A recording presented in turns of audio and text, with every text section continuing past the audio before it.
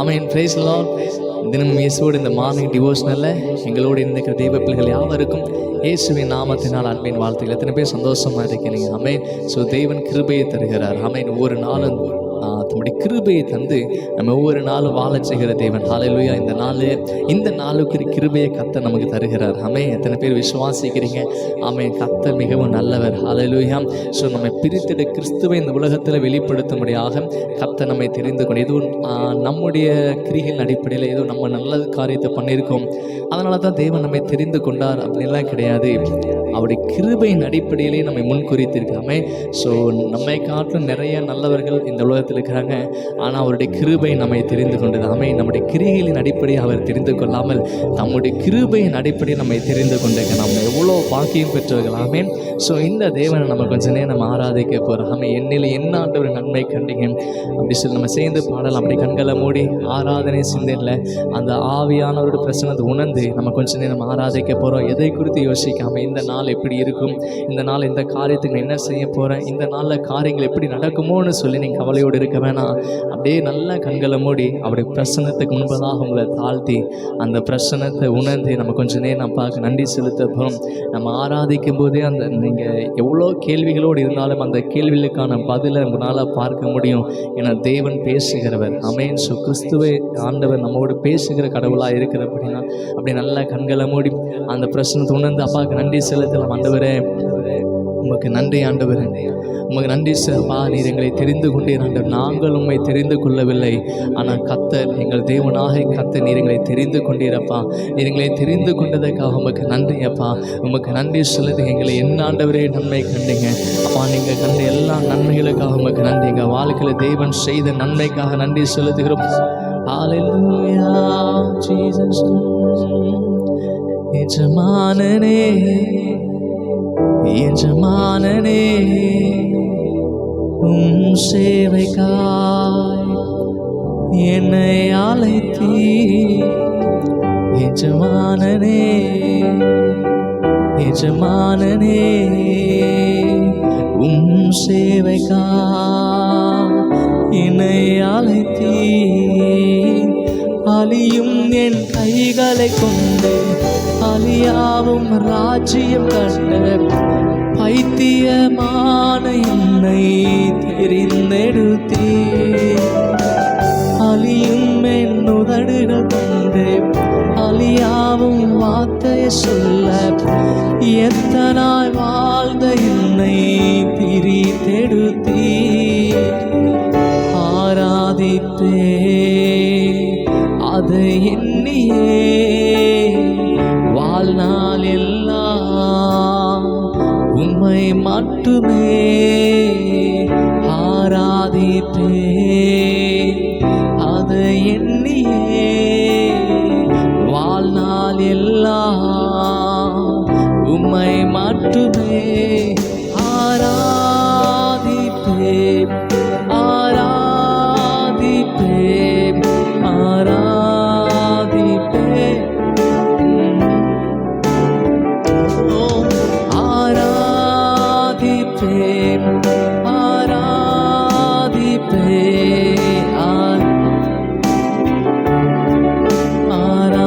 ஆராதிப்பே. என்னில் என்ன நன்மை கண்டீ என்னை அழைத்து உயர்த்தி வைத்தீ. என்னில் என்ன நன்மை கண்டீ என்னை அழைத்து உயர்த்தி வைத்தீ. அழியும் என் கைகளை கொண்டு அழியாவும் ராஜ்யம் கட்ட பைத்தியமான என்னை தெரிந்தெடுத்தீ. அழியும் என் அழியாவும் வார்த்தை வாழ்ந்த என்னை பிரித்தெடுத்தீ. ஆராதிப்பே அதை எண்ணியே வாழ்நாள் எல்லாம் உம்மை மட்டுமே சேர்ந்து சொல்ல ஆராதிப்பே ஆராதிப்பே அதை எண்ணியே வாழ்நாள் எல்லாம் உம்மை மட்டுமே ஆராதிப்பேன் ஆராதிப்பேன் ஆராதிப்பேன் ஆராதிப்பேன் ஆராதி இயேசுவே ஆராதிப்பேன் ஆராதிப்பேன் ஆராதிப்பேன்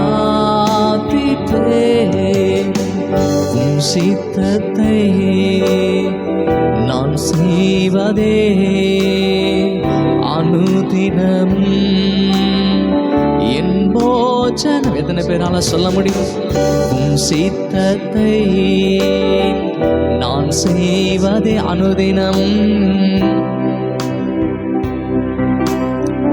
என் போஜனம். அலியும் என் கைகளை கொண்டே அலியாவும் ராஜ்யம் கட்ட பைத்தியமான என்னை தெரிந்தெடுத்தீ.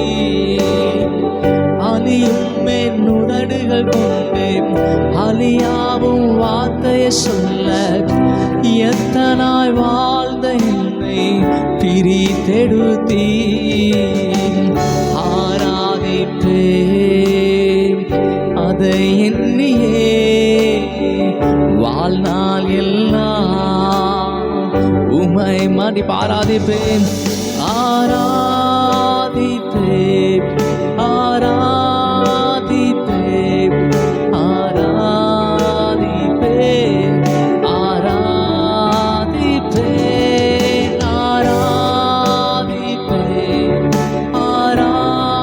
ஆராதிப்பேன் ஆராதிப்பேன் நல்ல சதத உயர்த்தி ஆராதிப்பேன் ஹல்லேலூயா. உம்மை நாங்கள் ஆராதிக்கிறோம்ப்பா, உம்மை நாங்கள் ஆராதிக்கிறோம். ஆராதிப்பேன் ஆராதிப்பேன் ஆராதிப்பேன் ஆராதிப்பேன்.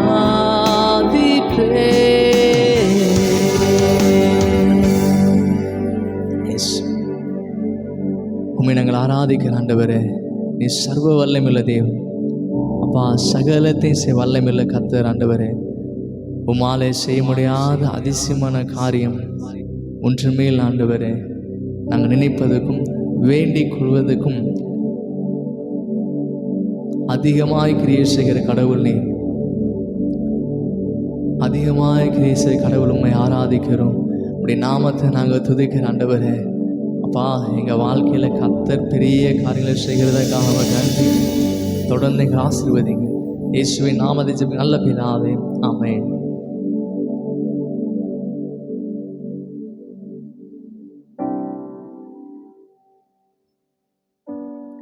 ஆமென், ஹல்லேலூயா. கர்த்தர் நல்லவர். எத்தனை பேர் ஆமென் சொல்கிறீங்க? ஆமென்.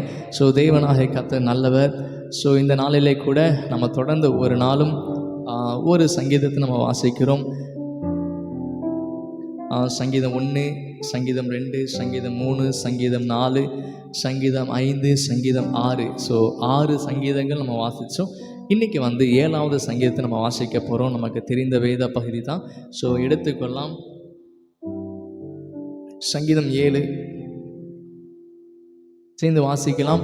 ஸோ வேதாகமாக கையில் இருக்குன்னா ஸோ நீங்கள் எடுத்து பார்க்கலாம், அல்லது நான் சொல்கிற சத்தத்தை, நான் சொல்கிற வசனத்தை நீங்கள் கவனமாக அதை கவனிக்கலாம்.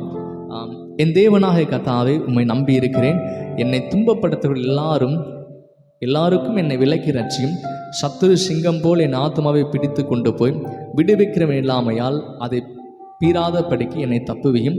என் தேவனாக கர்த்தாவே, நான் இதை செய்ததும் என் கைகளில் நியாயக்கேடு இருக்கிறதும் என்னோடே சமாதானமாக இருந்தவனுக்கு நான் தீமை செய்ததும் காரணமில்லாமல் எனக்கு சத்துருவானவனை நான் கொள்ளையிட்டதும் உண்டானால் பகையனை என் ஆத்துமாவை தொடர்ந்து பிடித்து என் பிராணனை தரையிலே தள்ளி மிதித்து என் மகிமையை தூளிலே தாழ்த்த கடவன். கர்த்தாவே, நீர் உம்முடைய கோபத்தில் எழுந்திருந்து என் சத்துருக்களுடைய மூர்க்கங்கள் நிமித்தம் உம்மை உயர்த்தி எனக்காக விழித்து கொள்ளும்.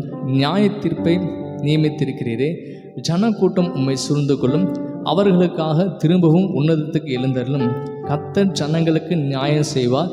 கர்த்தாவே என் நீதியின்படியும் என்னில் உள்ள உண்மையின்படியும் எனக்கு நியாயம் செய்யும். துன்மார்க்கனுடைய பொல்லாங்கை ஒழிய பண்ணும். நீதிமானை ஸ்திரப்படுத்துவீராக. நீதுள்ளவராயிருக்கிற தேவரீர் இருதயங்களையும் உள்ளந்திரியங்களையும் சோதித்தருகிறீர். செம்மையான இருதயம் உள்ளவர்களை ரட்சிக்கிற தேவனிடத்தில் என் கேடகம் இருக்கிறது. தேவன் நீதியுள்ள நியாயாதிபதி. அவர் நாள்தோறும் பாவிகள் மேல் சின்னம் கொள்கிற தேவன். அவன் மனம் திரும்பாவிட்டால் அவர் தம்முடைய பட்டயத்தை கருக்காக்குவார். அவர் தம்முடைய வில்லை நாணேற்றி அதை ஆயத்தப்படுத்தியிருக்கிறார். அவனுக்கு மரண ஆயுதங்களை ஆயத்தம் பண்ணினார். தம்முடைய அம்புகளை அக்கினி அம்புகள் ஆக்கினார். இதோ அவன் அக்கிரமத்தை பெற கர்ப்ப வேதனைப்படுகிறான். தீவினை கர்ப்பம் தரித்து பொய்யை பெறுகிறான். குழியை வெட்டி அதை ஆழமாக்கினான். தான் வெட்டின குழியில் தானே விழுந்தான். அவன் தீவினை அவன் சிரசின் மேல் திரும்பும். அவன் கொடுமை அவன் உச்சந்தலைமேல் இறங்கும். நான் கர்த்தரை அவருடைய நீதியின்படி துதித்து உன்னதமான கர்த்தருடைய நாமத்தை கீர்த்தனம் பண்ணுவேன். ஹல்லேலூயா. ஸோ இது ஒரு பெரிய ஒரு சங்கீதம். இந்த சங்கீதத்தில் நமக்கு வாசிக்கும் போதே தெரியுது எத்தனை 17 வசனங்கள் இருக்குது. அமேன். ஸோ சங்கீதம் 7 நம்ம வாசித்தோம்.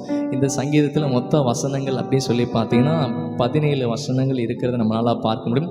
இது ஒரு நெருக்கத்தின் ஜெபமாக இருக்குது. எத்தனை பேர் அந்த சங்கீதத்தை வாசிக்கும் போதே நம்மளால் பார்க்க முடியும் தாவீது எப்படிப்பட்ட சூழ்நிலை அவர் இருக்கிறார். ஸோ எப்படிப்பட்ட சூழ்நிலை எப்படி புலம்புகிறார். ஸோ நம்ம கூட நம்ம வாழ்க்கையில் சில இக்கட்டான நெருக்கமான சூழ்நிலை வரும்போது நம்ம நிறைய நேரத்தில் கேள்வி கேட்குறோம்.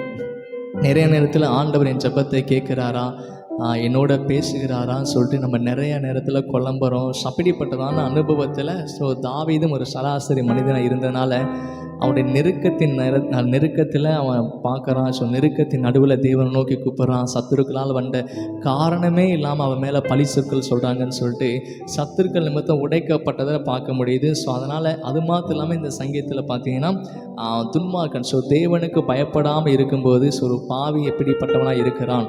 ஸோ அவனுக்கு எப்படிப்பட்ட காரியங்கள் நடக்கும்னு சொல்லி பார்க்குறோம். ஸோ இந்த சங்கீதத்தில் நமக்கு ஜெபம் தெரியுது. ஸோ துன்மார்க்கரின் பாவங்கள் தெரியுது. அப்புறம் தாவீது கர்த்தரை துதிக்கிறது நமக்கு தெரியுது.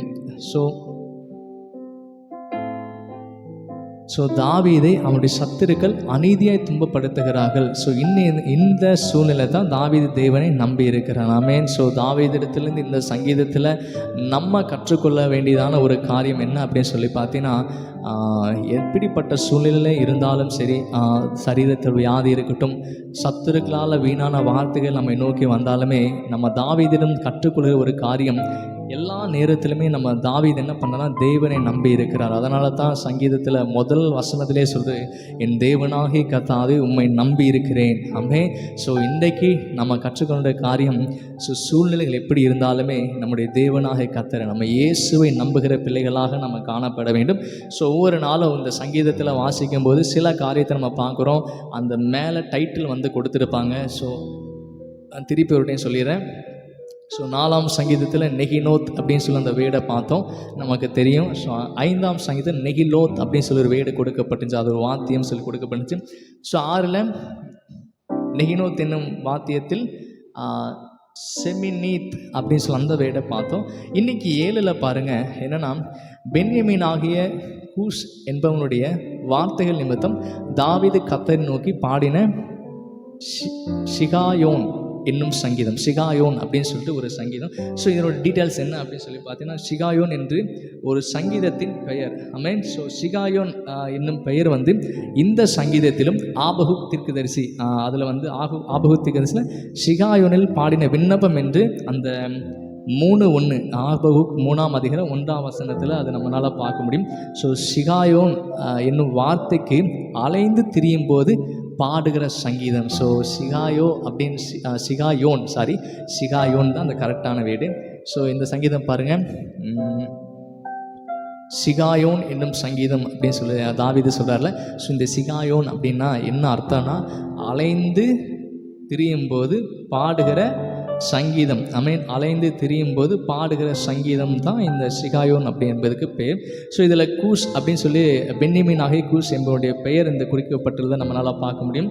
ஸோ இவர் யார் அப்படின்னு சொல்லி பார்த்தீங்கன்னா, சவுலின் கோத்திரத்தை சேர்ந்தவர். ஸோ கூஸ் தாவீதை தன்னுடைய சத்துருவாக, இந்த நபர் என்ன பண்ணான்னா தாவீது ராஜாவை தன்னுடைய சத்துருவாக அவன் நினைத்து என்ன பண்ணுறான்னா தாவீது மேலே பழிச்சொற்களை சொல்கிறான், தாவீதுக்கு எதிராக செயல்படுகிறான். ஸோ தாவீது ஆனால் இப்படிப்பட்ட சூழ்நிலை எழும்பினாலுமே, மனிதர்களால் சூழ்நிலைகள் அதிகமாக ஆப்போசிட்டாக நடந்தாலுமே தாவீது என்ன பண்ணல, கலங்கி போகலை. தாவீது கர்த்தரை துதித்து பாடுகிறார். தேவன் மீது நம்பிக்கை இருக்காமே. இந்த சங்கீதத்தில் கற்றுக்கொண்டதான காரியம் நான் ஆரம்பத்திலே சொன்னேன். என்னென்னா, மனிதர்களால் நமக்கு எவ்வளோ சூழ்நிலைகள் ஆப்போசிட்டாக ஒரு காரியத்தை நீங்கள் தொடங்கும் போது ஆகட்டும், அல்லது ஏதாவது நீங்கள் புதிய காரியத்தை செய்ய வரும்போது மனிதர்களால் தடை வரட்டும், எதிராக எவ்வளோ செயல்பட்டாலும் நம்ம செய்ய வேண்டியது ஒன்று தான், கர்த்தரை நம்பி இருக்கணும். ஆமே. ஸோ கர்த்தரை நம்பி இருக்கணும், அவரை துதிக்கணும். அவரை துதிக்கும் போது அந்த சூழ்நிலையெல்லாம் மாறுது. ஏன்னா அவர் நல்ல தகப்பனாக இருக்கிறார். ஆமே. ஸோ தேவன் என் தகப்பன் அப்படிங்கிறது கிடையாது. எப்படின்னா, தேவன் என் தகப்பனாக இருக்குது அப்படின்னா சர்வ வல்லமையுள்ள தேவன் என்னுடைய அப்பாவாக இருக்கிறார் அப்படின்னு சொல்கிறத காட்டிலும் என் அப்பா தான் கடவுளாக இருக்கா, என் அப்பா தான் தேவனாக இருக்கான்னு சொல்லுது எவ்வளோ மேன். ஆமே. இன்றைக்கி கர்த்தர் நமக்கு அந்த சாக்கியத்தை தந்திருக்கார். ஆமே. தகப்பனேன்னு கூப்பிட்றோம், அப்பானே கூப்பிட்றோம். ஏன்னா உலகப்பிரகமாக இருக்கிற ஒரு தகப்பன் எப்படிப்பட்டவராக இருக்கான்னா, பிள்ளைகளுடைய ஆசீர்வாதத்தை பிள்ளைகள் விரும்புகிறதை தர வேண்டும், அல்லது பிள்ளைகளுடைய சந்தோஷத்தை அதிகமாக விரும்புகிறாரு. தான் இருப்பதை காட்டிலும் பிள்ளைகள் அதிக சந்தோஷமாக, நான் எப்படி இருக்கேன் அதை முக்கியம் கிடையாது, என் பிள்ளைகள் நல்லா இருக்கணும்னு சொல்லி உலகப்புறமாக ஒரு தகப்பனை அப்படி யோசிக்கும் போது பரலோக தகப்பன் இன்றைக்கு தேவனாக கர்த்தர் நம்முடைய தகப்பனாக இருக்கிறார். ஆமே. ஸோ உங்கள் அப்பா தான் தேவனாக இருக்கார். நல்லா மனசில் வச்சுக்கோங்க. அவர் தேவனாக இருந்து நமக்கு தகப்பனாக இல்லை, நம்முடைய தகப்பன் தான் அவர் தேவனாக இருக்கிறார். ஹல்லேலூயா. ஸோ அவர் நம்முடைய தகப்பன், அவரிடத்தில் நமக்கு உரிமை இருக்குது. ஸோ தகப்பனுடைய எல்லாமே நம்முடைய தான். இன்றைக்கி ஆசீர்வாதம் உங்களுடையது, சுகம் உங்களுடையது, விடுதலை நம்முடைய தகப்பனிடத்தில் நீங்கள் தைரியமாக கேட்கலாம். ஏசப்பா உம்முடைய நாமத்தில் என் சுகம் உண்டாகட்டும், உம்முடைய நாமத்தில் தேவை. ஏன்னா உலகத்தையும் அது உள்ள யாவையுமே நம்முடைய தகப்பன் சிருஷ்டித்துக்கிறார். அது ஆசீர்வாதத்தெல்லாம் நம்மளால் சுதந்திரித்துக்க முடியும். நம்ம செய்ய வேண்டியதான், நெருக்கத்தின் நடுவில், போராட்டத்தின் நடுவில், சூழ்நிலையில் நமக்கு இருக்கிற ஒரே ஒரு நம்பிக்கை, தகப்பன் என் அப்பா என்னை விட்டு ஒரு நாள் விலகி போக மாட்டார், என் கூடவே அவர் இருக்கிறார், எனக்கு வேண்டிய யாவற்றையும் அவர் தருவார்னு சொல்ல நிச்சயம் வேணும். ஸோ நம்முடைய தரிசனம், உங்கள் மீது அழைப்பு, திட்டங்கள், தரிசனம் நிறைவேறும் வரைக்கும் அவர் கைவிடுவதே கிடையாது. உங்களை கைவிடாமல் நடத்த கர்த்தர் உண்மையுள்ளவராக இருக்கிறார். எத்தனை பேர் ஆமேன்னு சொல்லுங்க. ஸோ இப்போ இருக்கிற சூழ்நிலை பார்த்து நீங்கள் சோர்ந்து போகாதீங்க. இப்போ இருக்கிற சூழ்நிலைகள் காலகட்டத்தை பார்த்து எதிர்காலத்தை தீர்மானிக்க வேணாம், அவர் ஜெயமுள்ளதாக மாற்றுவார். ஹல்லேலூயா. ஸோ சூழ்நிலைகள் எவ்வளோ மோசம் இருந்தாலும் திரும்பவும் நான் சொல்கிறேன், நம்முடைய தகப்பன் தான் கடவுளாக இருக்கார், நம்முடைய தகப்பன் தான் தேவனாக இருக்கிறார். ஆமே. ஸோ உங்களை அதிகமாக நேசிக்கிறார். ஸோ அவருடைய சமூகத்துக்கு போங்க. அவருடைய சமூகத்துக்கு நம்ம போகும்போது தான் ஏசப்பா என்னை எவ்வளோ நேசிக்கிறார், ஆமேன், அவர் எவ்வளோ நம்ம நேசிக்கிறார் என்பதை நம்மளால் உணர்ந்து கொள்ள முடியும். அவர் உங்களை அதிகமாக நேசிக்கிறதுனால தான் இன்றைக்கி அவர் உலகத்துக்கு நம்மை ஆசீர்வதித்து நம்ம கூடவே இருந்தார். ஹல்லேலூயா. இன்றைக்கி பரிசுத்த ஆவியானவராக நம்மை விட்டு விலகாத கடவுளாக கூடவே இருக்கிறேன்னு சொல்கிறார். இந்த தேவனை உறுதியாக நம்ம பிடிச்சுக்கொள்ளலாம். ஆமேன். ஸோ இவருடைய நாமத்தை உறுதியாக பிடிச்சு கொள்ளுங்க. அவர் மீது நம்ம விசுவாசமாக இருந்து, என் தகப்பன் எனக்கு தீமையானதை செய்ய மாட்டார், என் தகப்பன் நன்மைகளை தருவார்னு சொல்லி அவர் மீது நீங்கள் நம்பிக்கையாக இருக்கும்போது உங்கள் வாழ்க்கையில் பெரிய அற்புதங்கள் நடக்கும். நம்ம ஜெபிக்கலாம். அப்படியே கண்களை மூடி ஜெபிங்க. ஆண்டவரே, நீ நல்ல தகப்பனாக இருக்கிறீங்க ஏசப்பா. தாவீது வாழ்க்கையில் இந்த சங்கீதத்தில் பார்த்தோம், அப்பா அவனுக்கு எதிராக மனிதர்கள் எவ்வளோ சூழ்நிலை வந்தாலும் அப்பா அவன் கர்த்தரையே நம்பியிருந்தது போல் எங்கள் வாழ்க்கையில் எங்களுக்கு எதிராக எவ்வளோ சூழ்நிலை போராட்டங்கள் வந்தாலும், தகப்பனை சரீரத்தை வியாதி பெருகினாலும் அப்பா சோதனை, தகப்பனை சோதனை, அப்பா ஊழியத்தில் தடைகள் வந்தாலும், குடும்பத்தில் மனிதர்களால் எதிரிகள் வந்தாலும், ஆண்டவரே உண்மை நாங்கள் உறுதியாக பற்றிக்கொள். நீங்கள் பரலோக தகப்பன் இங்கே கூட இருக்கிறதுக்காக உமக்கு நன்றி செலுத்து. ஆண்டவரே, இந்த நாளை உம்முடைய நாமத்தில் ஆசீர்வதி. எங்களுக்கு ஆசீர்வதிக்கப்பட்ட நாள், விடுதலை நாள், மகிமை நாள். இந்த நாளை கர்த்தராக இயேசுவின் நாமத்தில் ஆசீர்வதிக்க. இந்த நாள் எங்களுக்கு எதிராக இருக்கிற பிசாசுடைய எண்ணங்கள், அவன் எங்களை குறித்து வைத்த திட்டங்கள் எல்லாம் இயேசுவின் நாமத்தை நிர்மூலமாக்கும். தேவ திட்டம் எங்கள் வாழ்க்கையில் செயல்படட்டும். எங்களை முற்றிலும் தாழ்த்தி விரும்பியாக்குறோம். இயேசுவின் நாமத்தை ஜெபிக்க நல்ல பிதாவே, ஆமே. நம்ம சேர்ந்து சொல்லலாம். என் ஆத்மாவே கர்த்தரை ஸ்தோத்திரி, என் முழுவதுமே பரிசுத்த நாமத்தை ஸ்தோத்திரி. என் ஆத்மாவே கர்த்தரை ஸ்தோத்திரி, கர்த்தர் செய்த சகல உபகாரம் மறவாதே. ஆமேன். ஆமீன். கர்த்தர் தாம் ஆசீர்வதிப்பாராக. தொடர்ந்து எங்களோடு இணைந்தீர்கள். ஒவ்வொரு நாள் நம்ம தேவன் ஆராதனை செய்து நல்ல வார்த்தைகளை கேட்கலாம். ஆண்டவர் நம்மோடு இடைப்படுவார். எத்தனை பேருக்கு இந்த மார்னிங் டிவோஷனல் பிரோஜனமாக இருக்குது? ஆமேன். ஸோ உங்களுடைய டெஸ்டிமனி, உங்களுடைய சாட்சிகள் ஏதாவது இருக்கும்னா நீங்கள் எங்களை தொடர்பு கொண்டு எங்களுக்கு தெரியப்படுத்தலாம். கர்த்தர் உங்களை ஆசீர்வதித்து நடத்துவார். God bless you.